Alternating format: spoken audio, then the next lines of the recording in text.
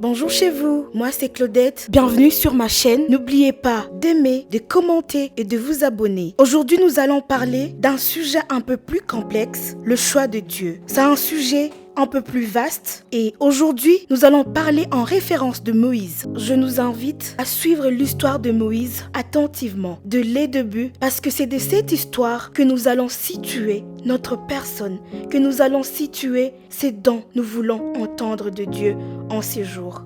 Qui est Moïse? Dans l'historique biblique, il y eut un moment où un nouveau roi qui ne connaissait rien de Joseph commençant à régner sur l'Égypte. Et il remarqua que les Israélites formaient un peuple plus nombreux et plus fort que les Égyptiens. De ce fait, il prit une décision d'éliminer tous les nouveaux-nés mâles pour empêcher les Israélites de se multiplier.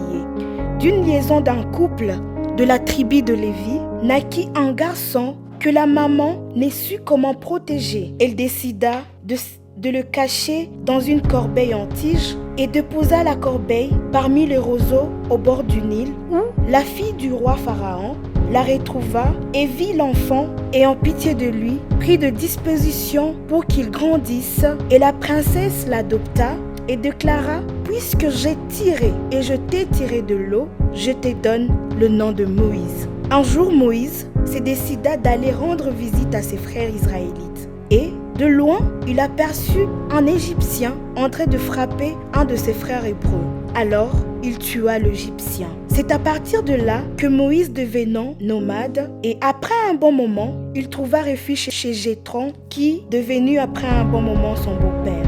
C'est alors qu'un jour, il conduisit le troupeau de son bon-père au-delà du désert, et à Horeb, la montagne de Dieu, l'ange lui est apparu au milieu d'un buisson, et là, Dieu lui demandant d'aller faire sortir son peuple d'Égypte. Mais Moïse, essayant à plusieurs reprises de dire à Dieu qu'il n'y arrivera pas, vu les difficultés de pouvoir s'exprimer.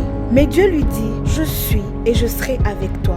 L'histoire de Moïse en fait est trop longue, mais nous allons nous arrêter par là. Je ne sais pas à qui Dieu veut parler en ce moment, mais ce qui est sûr, c'est que Dieu te parle à toi qui me suis. En quoi et sur quoi se base le choix de Dieu? Dans l'histoire de Moïse, ne trouves-tu pas que Dieu a mis sa confiance en la personne qu'il ne fallait pas? Moïse a été un assassin, il est aussi infirme. Pourquoi n'a-t-il pas demandé à Aaron, son frère, d'être le chef et que Moïse vienne après lui? Qui sait pourquoi Dieu t'a choisi aujourd'hui? Qui sait pourquoi Dieu te fait passer par ces dont tu traverses? Parfois, la préparation de Dieu se présente sous forme de douleur, sous forme de tant d'autres situations que tu traverses, que tu es en train de traverser aujourd'hui. Ne te contente pas de regarder la vie du point de vue de la douleur, du point de vue de ce qui te tracasse en ce moment. Vois plutôt la douleur ou cette situation que tu traverses à travers une perspective de but. Dieu est là. Réalise que Dieu peut faire quelque chose à travers toi, qui que tu sois, quoi que tu fasses, peu importe d'où tu viens. Regarde la vie de Moïse et choisis de rester dans la présence divine. Je ne sais pas quoi Dieu est en train de t'appeler et dans quoi il est en train de t'appeler, ni comment il est en train de le faire et t'y préparer. Crois-moi, il est miséricordieux et il est celui qui nous connaît mieux. Alors, peu importe dans quelle famille tu as grandi, la manière dont tu as grandi, ce que tu fais, sache que lorsque la main de Dieu tombe sur toi, il renouvelle ta personne, il renouvelle ses bontés, afin que tu sois à la hauteur de sa volonté. Nous allons prier, mais avant de prier, nous allons lire un passage dans Éphésiens 2, 19 au 22. Frères, vous n'êtes plus des étrangers ni de gens de passage, vous êtes citoyens de saints.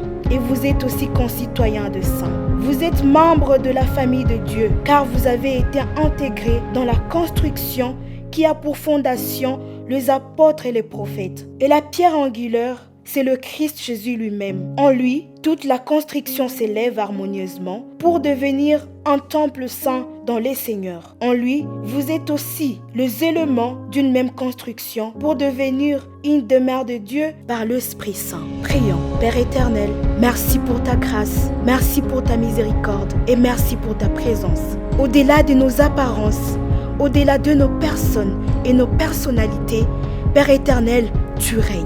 Seigneur, à cet instant, je remets entre tes mains cette personne, cet enfant qui te sent un peu loin, de lui, afin que Père éternel, par ta grâce, par ta miséricorde et par le choix que tu opères, que tu travailles aussi sur sa qualité, afin qu'il devienne la personne à la hauteur de ta volonté. Merci Seigneur pour tes bienfaits, merci Seigneur pour ta grâce.